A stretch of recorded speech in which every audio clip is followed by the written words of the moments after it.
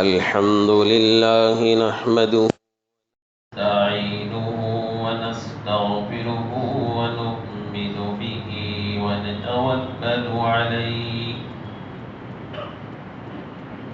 ونعوذ بالله من شرور أنفسنا ومن سيئات أعمالنا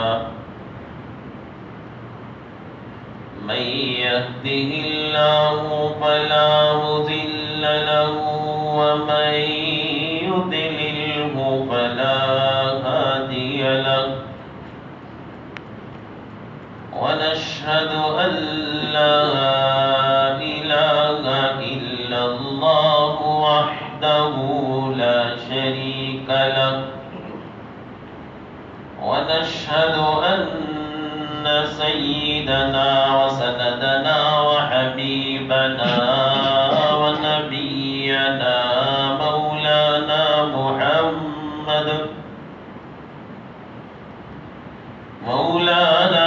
محمدا عبده ورسوله أرسله بالحق بشيرا ونذيرا وداعيا إلى الله بإذنه وسراجا منيرا وصلى الله على النبي وآله وأصحابه وبارك وسلم تسليما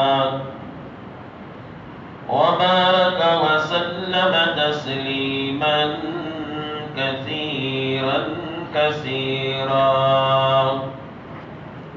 أما بعد فقد قال الله تبارك وتعالى في القرآن المجيد والفرقان الحميد أعوذ بالله من الشيطان الرجيم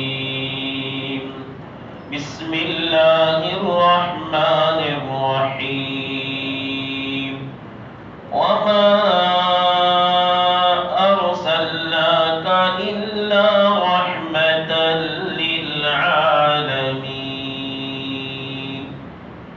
آمنت بالله صدق الله مولانا العظيم وصدق رسوله النبي الكريم ونحن على ذلك من الشاهدين والشاكرين والحمد لله رب العالمين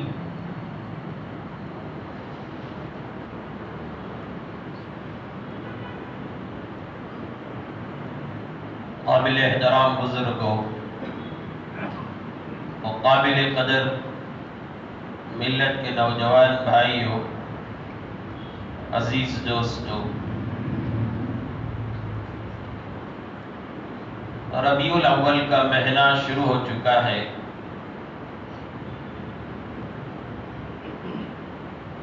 اسی مہینے میں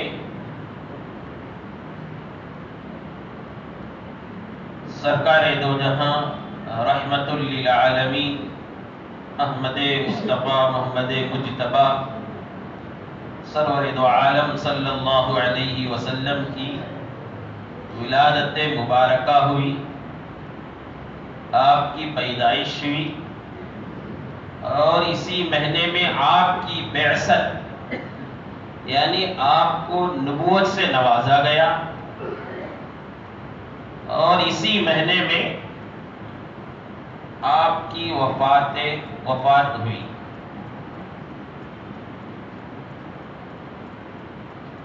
تو اس مہینے سے مسلمانوں کا گہرا تعلق ہے۔ اس مہینہ میں ایک عجیب طریقے سے خوشی مسلمانوں کو محسوس ہوتی ہے۔ قرآن میں بھی کہا گیا قُلْ بِفَضْلِ اللَّهِ وَبِرَحْمَتِهِ فَبِذَلِكَ فَلْيَفْرَحُوا هُوَ خَيْرٌ مِّمَّا يَجْمَعُونَ۔ حضرت عبداللہ بن عباس رضی اللہ عنہ کی روایت کے مطابق اس آیت میں فضل سے مراد قرآن شریف ہے اور رحمت سے مراد محمد الرسول اللہ صلی اللہ علیہ وسلم کی ذات مبارکہ ہے. کہا جا رہا ہے فَلْيَفْرَحُوا، خوشی محسوس کریں. تو اس لحاظ سے ربیع الاول کے مہینے میں جمعے کے بیانات میں اور جگہ جگہ پر سیرت النبی صلی اللہ علیہ وسلم کے مختلف پہلو پر بیانات ہوتے ہیں، جلسے منعقد ہوتے ہیں. اگر اس کا مقصد نبی صلی اللہ علیہ وسلم کی محبت اور آپ کی اطاعت اور آپ کی سنتوں پر اور آپ کے تعلیمات پر عمل میں اضافہ کرنا ہے، سنتوں کو سیکھنے میں، تعلیمات کے حاصل کرنے میں زیادہ کرنا مقصود ہے، نبی کی اطاعت اپنی زندگی میں لانا ہے، سنتوں کو لانا ہے، اس مقصد سے یہ جلسے منعقد ہوتے ہیں، یہ بیانات ہوتے ہیں. تو یقیناً اللہ کی ذات سے امید ہے اجر و ثواب اس پر مرتب ہوگا. اس کے برخلاف ایک رسم کے طور پر، ایک رواج کے طور پر دوسری قوموں میں برتھ ڈے منانے کا ایک نظام ہے. یوم پیدائش پر زور و شور کرنے کا، شور و غل کرنے کا، ڈھول بجانے کا، یا مختلف قسم کے ان کے یہاں طریقے ہیں. ان طریقوں سے متاثر ہو کر رسم و رواج کے طور پر اگر ہم ان جلسوں کو منعقد کریں گے تو اس میں خرچ کیا جانے والا پیسہ، اس میں خرچ کی جانے والی محنت، دوڑ دھوپ سب کا سب بیکار ہے. اگر اس میں امت کا پیسہ خرچ ہوگا اور یہ جلسے رسم کے طور پر ہوں گے، رواج کے طور پر ہوں گے، تو ذمہ دار جلسوں کے کل قیامت کے دن مجرم بن کر ٹھہریں گے. اس لیے نیتوں کی اصلاح کریں، یہ ارادے کریں کہ یہ جلسے جو منعقد ہم کریں گے اس میں نبی کی اطاعت اور سنتوں کا جذبہ پیدا کرنا ہے. گھر کے اندر، گھر کے باہر کی زندگی میں، جوانی میں، بڑھاپے میں محمد الرسول اللہ کی سنتوں کو زندہ کرنا ہے. تو بہرحال اللہ تعالی ہم سب کو ہدایت سے نوازے. میں نے جو قرآن شریف کی آیت تلاوت کی ہے وَمَا أَرْسَلْنَاكَ إِلَّا رَحْمَةً لِلْعَالَمِينَ، اے نبی ہم نے آپ کو تمام جہانوں کے لیے رحمت بنا کر بھیجا ہے. ایک لفظ ہے تمام جہانوں کو. پہلا جہاں عالم ارواح ہے جو انتظار کی جگہ ہے. وہ انسانوں کے پیدائش سے پہلے روح کی شکل میں اس عالم میں بستے ہیں، اسے عالم ارواح کہا جاتا ہے. اور ایک عالم دنیا ہے جو کام کی جگہ ہے،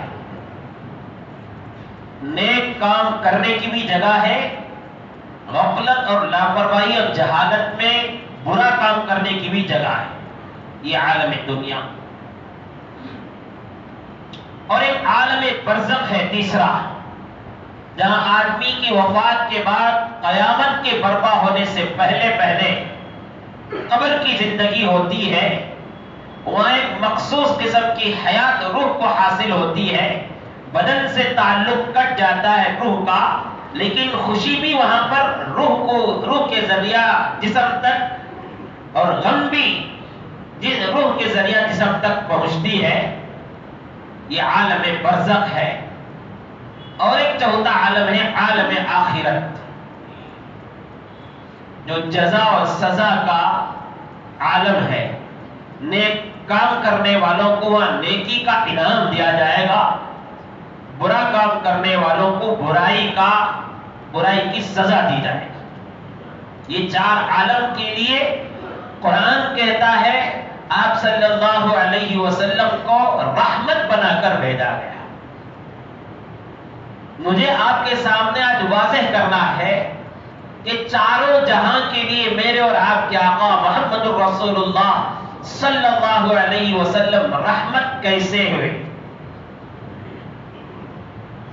عالم ارواح جہاں انسانوں کی پیدائش سے پہلے تمام انسانوں کی روح تھی، تو اس وقت اللہ رب العالمین کی طرف سے سوال ہوا تھا، الست بربکم، کیا میں تمہارا رب نہیں ہوں؟ سارے عالم میں ارواح میں سناٹا چھایا ہوا تھا، کسی سے کسی قسم کا جواب نہیں تھا۔ سب سے پہلے روح محمد رسول اللہ صلی اللہ علیہ وسلم کی جواب میں کہی تھی، بلا، جی ہاں آپ ہمارے رب ہیں۔ آپ کا دیکھ کر انبیاء بلا کہا، آپ کا دیکھ کر اولیاء کہا، آپ کا دیکھ کر سارے انسان بلا، جی ہمارے آپ رب ہیں کہا۔ گویا آپ صلی اللہ علیہ وسلم کی طرف سے عالم ارواح میں سارے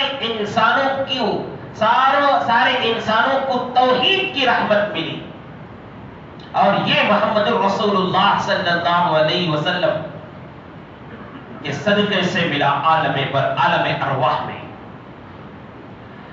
عالم دنیا میں آپ کیسے رحمت ہیں یہ تو مسلمان مانتے ہی ہیں۔ آپ کی ذات، آپ کے صفات، آپ کا وجود، آپ کا کلام، آپ کی زندگی کا ایک ایک لمحہ سارے انسانوں کے لیے رحمت ہے۔ مجھے اسی عنوان پر آپ کے سامنے مسلسل مختلف طریقے سے اس کو بیان کرنا ہے کہ آپ کی ذات اور آپ کی تعلیم ماں باپ کے لیے کیسے رحمت ہے، آپ کی ذات اور آپ کی تعلیم اولاد کے لیے کیسے رحمت ہے، میاں بیوی کے لیے کیسے رحمت ہے، بہن بھائیوں کے لیے کیسے رحمت ہے، یتیموں اور بیواؤں کے لیے کیسے رحمت ہے، جوانوں اور بوڑھوں کے لیے کیسے رحمت ہے، انسانوں اور جنوں کے لیے کیسے رحمت ہے، اس کو بیان کرنا ہے۔ یہ عالم دنیا میں رسول اللہ کی ذات ہم سب کے لیے کیسے رحمت ہے اسے بیان کرنا ہے۔ اس سے پہلے ایک مثال بیان کر دوں، آپ تو مسلمانوں کے لیے رحمت ہے ہی، عالم دنیا میں آپ مشرکین اور کفار کے لیے بھی رحمت ہے۔ ایک مرتبہ نضر بن حارث اور اس کے ساتھیوں نے جوش میں آ کر کعبۃ اللہ کی چادر پکڑ کے اللہ تعالی سے کہنے لگے،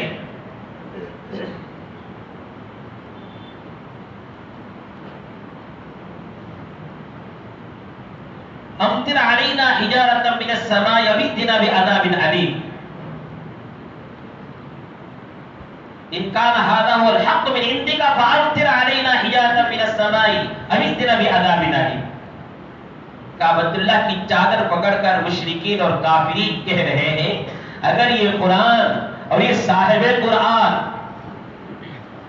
سچا ہے اور حق ہے، فامطر علینا، ہم پر پتھر کی بارشیں برسا دے اور کوئی عذاب ہم کو دے کر ختم کر دے۔ ان کان ھذا فامطر علینا حجارۃ من السماء۔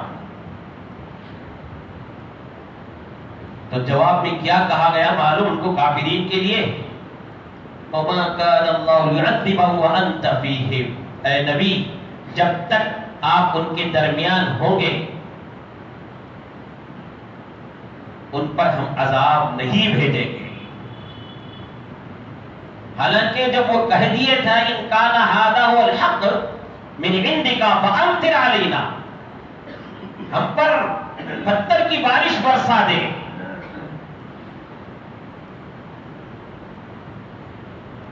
تو مستحق ہو گئے تھے عذاب کے، صرف عذاب سے بچے ہیں، پتھر کی بارش سے بچے ہیں.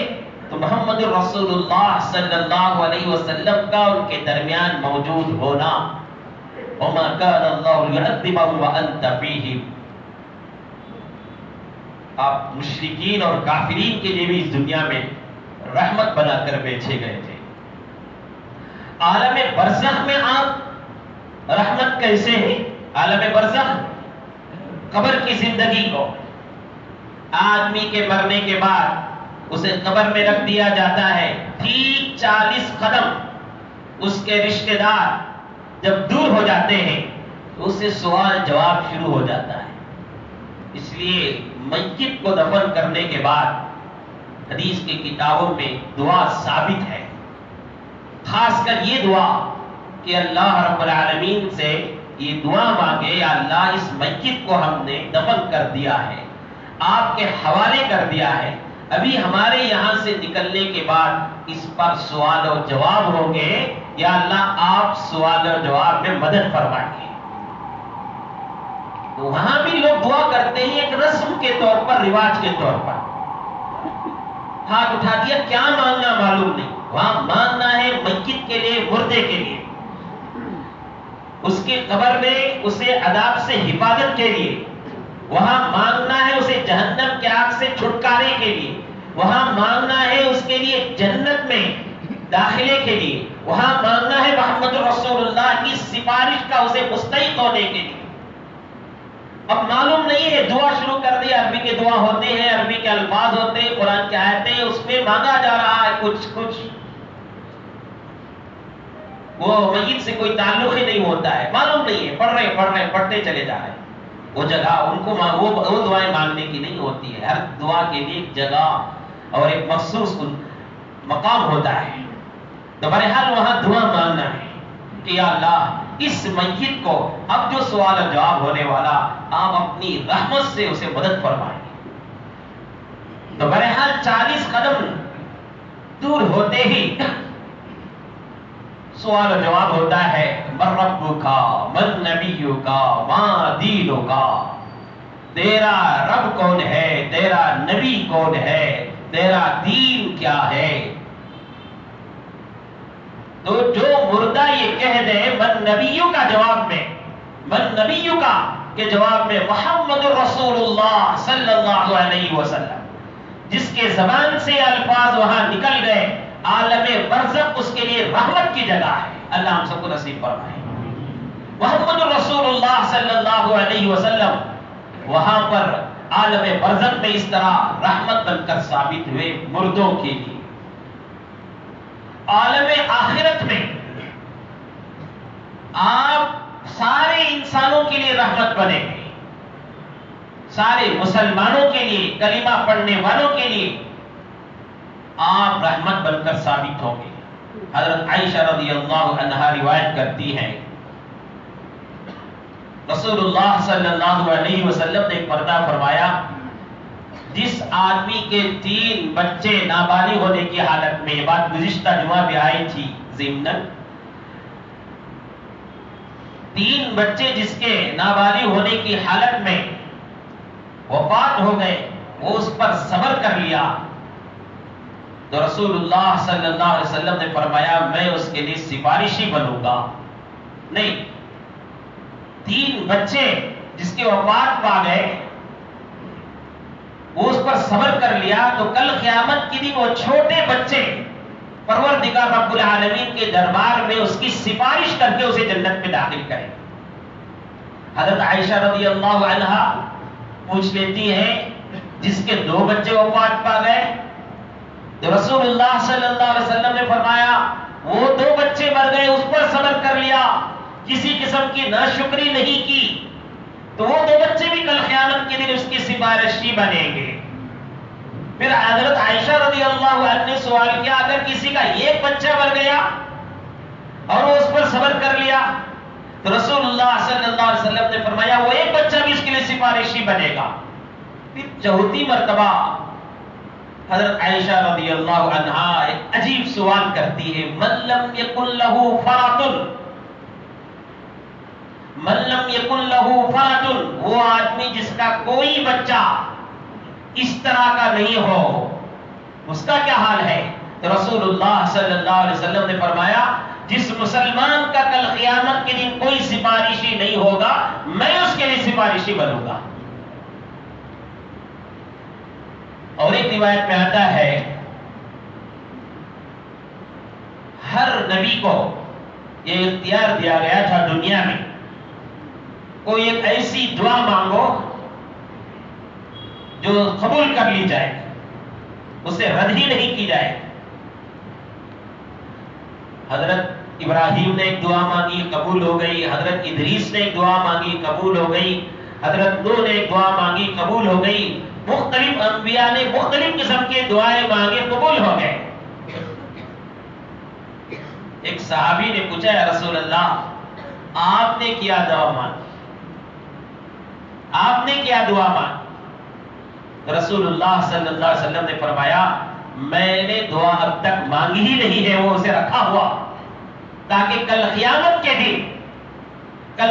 کے دن میں اپنے امتیوں کو سفارش کروں، تاکہ اللہ رب العالمین نے جو فرمایا ہے رد نہیں کروں گا دعا کو، وہ کل قیامت کے دن دعا کروں گا، میری امت میں سے ہر شخص کو جنت میں داخل ہونے کی میں دعا کروں۔ اور ایک روایت میں آتا ہے، رسول اللہ صلی اللہ علیہ وسلم نے فرمایا، مجھے اللہ رب العالمین نے دو باتوں کا اختیار دیا۔ ایک یہ فرمایا، اگر آپ چاہیں تو آپ کی امت میں سے آدھی امت کو بغیر حساب کتاب میں جنت میں داخل کر دوں گا۔ کیا آپ یہ پسند کرتے ہیں یا آپ کو سفارش کا حق میں دوں، جسے آپ سفارش کریں اسے جنت میں داخل کروں؟ رسول اللہ صلی اللہ علیہ وسلم نے فرمایا، پروردگار رب العالمین مجھے سفارش کا حق دے دیجئے۔ پھر صحابہ سے کہا، ارشاد فرمایا، میری سفارش سے آدھا سے زیادہ لوگ جنت میں جائیں گے۔ اس طرح وما ارسلناک الا رحمۃ للعالمین، چاروں عالم کے لیے آپ اس طرح رحمت بن کر ثابت ہوئے۔ آپ انسانوں کے لیے رحمت، آپ جنات کے لیے رحمت، آپ جانوروں کے لیے رحمت، آپ حتیٰ کہ فرشتوں کے لیے بھی رحمت بنا کر بھیجے گئے۔ حدیث کے کتاب میں آتا ہے، ایک مرتبہ حضرت جبرائیل امین علیہ السلام سے رسول اللہ صلی اللہ علیہ وسلم نے پوچھا، جبرائیل کیا میری رحمت للعالمین سے تم کو بھی کچھ فائدہ پہنچا؟ حضرت جبرائیل بڑے معزز فرشتے، کیا آپ کو بھی کچھ میری رحمت سے فائدہ پہنچا؟ حضرت جبرائیل امین علیہ السلام فرماتے ہیں، ہاں مجھے بھی پہنچا ہے۔ وہ اس طرح پر کہ مجھے ہمیشہ یہ ڈر لگا رہتا تھا میرا انجام کیا ہوگا۔ اللہ اکبر، نبی معزز فرشتہ یہ کہہ رہا ہے کہ میرا انجام کیا ہوگا، میں انجام کار اللہ کا برگزیدہ رہوں گا یا ملعون ہو جاؤں گا شیطان کی طرح، ابلیس کی طرح، کیونکہ میں نے ابلیس کو دیکھا ہے سینکڑوں ہزاروں سال اس نے پروردگار رب العالمین کی عبادت کی، اور جب اس کا وقت آیا تو اس کا انجام برا ہوا، وہ گمراہ ہو گیا، وہ ملعون ہو گیا، وہ مردود ہو گیا۔ اللہ اکبر، ڈرنے کی بات ہے بزرگوں۔ یقیناً یہ ہماری نمازیں، یقیناً ہماری یہ تہجد، یقیناً ہمارے یہ روزے، یقیناً ہمارے یہ صدقات، یقیناً ہمارے یہ حج، یہ عمرے، یہ معاشرے میں بسنے والے انسانوں کی خدمت قابل قدر نیکیاں ہیں۔ ماں کی خدمت، باپ کی خدمت، بھائیوں کی خدمت، بہنوں کی خدمت، پڑوسیوں کی خدمت، بیماروں کی خدمت، بے سہاروں کی خدمت، یتیموں کی خدمت، یقیناً بہت قابل قدر نیکیاں ہیں۔ لیکن ساتھ میں ذرا ڈرتے بھی رہنا چاہیے انجام ہمارا کیا ہوگا، اور جو آدمی آخرت میں ہمارا انجام کیا ہوگا اس سے ڈرتا رہے گا، وہ غرور میں تکبر میں مبتلا نہیں ہوگا، وہ غرور اور تکبر میں مبتلا ہو کر اپنے سے ماتحتوں پر ظلم نہیں کرے گا، غرور اور تکبر میں مبتلا ہو کر مسکینوں اور حاجت مندوں پر دل ٹوٹنے والے جملے نہیں کسے گا۔ اسے ڈر ہے آج تو میں ہوں اس مقام پر، معلوم نہیں میرا انجام کیا ہوگا، میرا انجام کیا ہوگا۔ خود پروردگار رب العالمین نے بڑے اہتمام کے ساتھ سورہ آل عمران میں دعا سکھائی ہے انجام کی درستگی کے لیے۔ ربنا لا تزغ قلوبنا بعد إذ هديتنا وهب لنا من لدنك رحمة۔ یا اللہ ہدایت کے بعد گمراہی سے میری حفاظت فرما۔ اس دعا کو پانچوں نماز کے بعد پورے خشوع خضوع کے ساتھ اہتمام کے ساتھ مانگنا چاہیے۔ پڑھنا تو ہے ہی، پڑھتے ہی بے توجہی سے نہیں، پڑھنا تو بے توجہی سے ہو جاتا ہے، مانگنا توجہ کے ساتھ یا اللہ ہدایت کے بعد گمراہی سے حفاظت فرما۔ کتنی بڑی اہمیت کی بات ہوگی انجام کی طرف نظر رکھنے کی۔ سوچئے حضرت یوسف علیہ السلام جلیل القدر پیغمبر ہے، آزمائش پر آزمائش، آزمائش پر آزمائش، بھائیوں نے کنویں میں پھینک دیا، تاجروں نے کنویں سے نکال کر بازار میں بیچ دیا، بھائیوں نے کنویں میں پھینک دیا، تاجروں نے کنویں سے نکال کر بازار میں بیچ دیا، اور جس نے خریدا وہاں کے گھر کے سردار الزام لگا کر قید خانے میں بھیج دیا، بے قصور 10 سال تک قید خانے میں رہے، اور پھر اس کے بعد قید خانے سے آنے کے بعد بادشاہ کا مقام حاصل ہوا، ایک لمبے عرصے گزرا، جدائی کا غم سہے، پھر اس کے بعد بھائیوں سے ملاقات ہوئی، باپ سے ملاقات ہوئی، سب کے سب سجدے میں گرے۔ عروج کا زمانہ ہے، اب کہاں کون سا عروج؟ ایک دم عروج، شاہی تخت حاصل ہے اور ہر چیز کنٹرول میں ہے۔ کیا دعا مانگتے ہیں اس وقت؟ توفنی مسلما والحقنی بالصالحین۔ سورہ یوسف کی آیت ہے، دعا مانگتے ہیں توفنی مسلما والحقنی بالصالحین۔ یا اللہ اسلام کی حالت میں تیری فرما برداری کی حالت میں موت عطا فرما، اور تیرے صالح بندوں میں میرا شمار فرما لے۔ نبی دعا مانگتا ہے، دعا سکھائی گئی اللہم احسن عاقبتنا فی الامور کلہا واجرنا من خزی الدنیا وعذاب الاخرہ توفنا مسلمین والحقنا بالصالحین۔ روایتوں میں یہ دعا منقول ہے، اس میں مانگا گیا ہے اللہ تعالیٰ سے، یا اللہ مجھے اسلام کی حالت میں موت عطا فرما، وَأَلْحِقْنَا بِالصَّالِحِينَ، تیرے صالح نیک بندوں میں شامل فرما۔ تو یہ دعوت و تبلیغ کا کام، خطابت کا کام، درس و تدریس کا کام، امامت کا کام، اور بہت سے نیک کام کرتے ہیں، لیکن دماغ میں بات حاضر رہے کہ میرا انجام کیا ہوگا۔ جبرائیل فرما رہے ہیں، معزز فرشتے، ہاں مجھے ڈر لگا رہتا تھا ہمیشہ کہ میرا انجام کیا ہوگا، میرا انجام کیا ہوگا، کیونکہ میں نے ابلیس کو دیکھا، سینکڑوں ہزاروں برس کی عبادت اس کے منہ میں مار کر مردود کر دیا گیا، لیکن جب آپ دنیا میں تشریف لائے، سننے کی بات ہے، جب آپ دنیا میں تشریف لائے، نبی بنا کر بھیجا گیا، تو آپ پر ایک آیت نازل ہوئی جو میرے بارے میں ہے، آپ پر ایک آیت نازل ہوئی جو میرے بارے میں ہے، انہ لقول رسول کریم۔ یہ قرآن شریف جو لانے والا ہے یہ قریب ہے، امین ہے.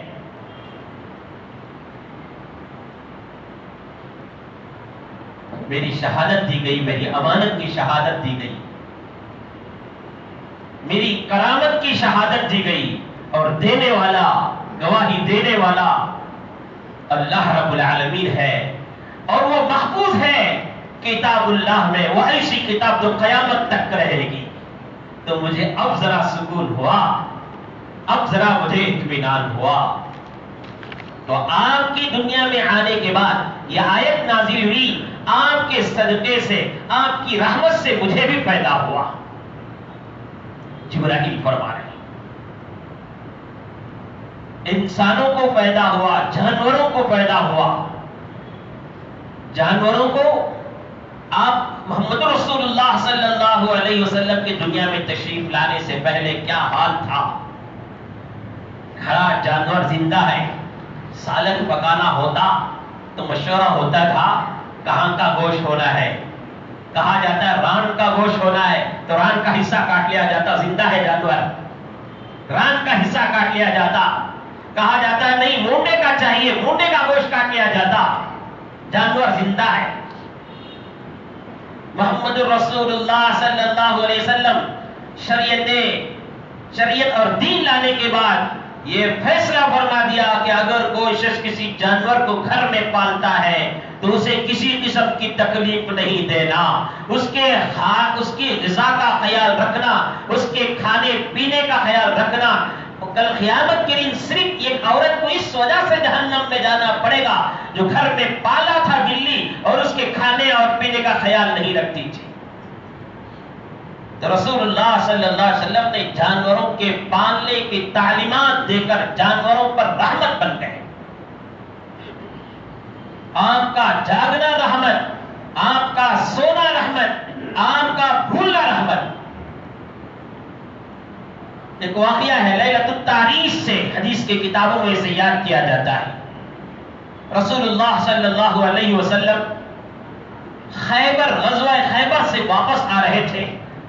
مدینے کے قریب آتے آتے قافلہ بھی تھک گیا تھا، محمد رسول اللہ بھی تھک گئے تھے، رات کا سفر تھا، تھکان بہت زیادہ ہو گئی. تو رسول اللہ صلی اللہ علیہ وسلم نے قافلے کو کھڑا کیا اور سب کو سونے کا حکم دے دیا اور پوچھا تم میں سے کون ہے جو ایک آدمی جاگے جب فجر کی نماز کا وقت آئے تو اٹھا دے تاکہ نماز پڑھ لیا جائے. حضرت بلال رضی اللہ عنہ کھڑے ہو گئے، فرمایا رسول اللہ میں اس کے لیے تیار ہوں. مدینے کے مؤذن تھے، وہ اپنی ذمہ داری سمجھتے تھے لوگوں کو فجر کو بیدار کرنا، اس لیے سفر میں بھی خیال رکھا. کہا ہے رسول اللہ میں اس کے لیے تیار ہوں. رسول اللہ صلی اللہ علیہ وسلم نے اجازت دے دی اور سو گئے. بہرحال بلال بھی انسان تھے، مؤذن ہے تو کیا ہو گیا، ان پر بھی بشری صفات تھے. وہ دیوار میں ٹیک لگا کر کھڑے تھے، رات بھر ان کا بھی سفر ہوا تھا، دن میں جنگ ہوئی تھی، تھکا ہوا حال تھا. تو دیوار کو ٹیک لگے تو وہ بھی سو گئے، پورا قافلہ سو گیا. سورج طلوع ہوا اور وہ سورج کی کرنیں سیدھا محمد رسول اللہ صلی اللہ علیہ وسلم کے چہرے پر پڑی. تو آپ فوراً بیدار ہوئے اور دیکھا پورا قافلہ سو رہا ہے. بلال کو دیکھے وہ بھی دیوار پر ٹیک لگا کر سو گئے. فوراً بلال کو پکارا اور سارے قافلے کو جگایا اور وضو فرمایا. بلال سے حکم دیا نماز قائم کرو. فجر کی نماز کی قضا کی گئی. نماز سے قضا کرنے کے بعد سلام پھرنے کے بعد آپ صلی اللہ علیہ وسلم نے حکم ارشاد فرمایا، ہدایت دی، من نسی الصلاۃ فلیصلیھا اذا ذکرھا. جو آدمی بھولے سے سو گیا اور نماز کو بھول گیا تو فوراً اس کی قضا کر لے. پھر رسول اللہ صلی اللہ علیہ وسلم نے فرمایا ہمارا سونا بھی امت محمدیہ کے لیے رحمت ہو گئی، ورنہ لوگوں کی فجر کی نماز چھوٹ جاتی اور وہ قضا نہ کرتے تو کل قیامت کے دن مجرم بن کر پھرتے تھے.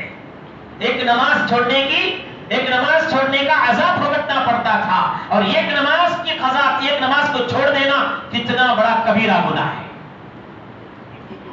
جان بوجھ کر اگر کوئی آدمی ایک نماز کو قضا کر دیتا ہے تو جہنم کے دروازے میں اسے جان نام لکھ دیا جاتا ہے یہ آدمی بے نمازی ہے, اسے یہاں 3 حکم تک جلنا پڑے گا.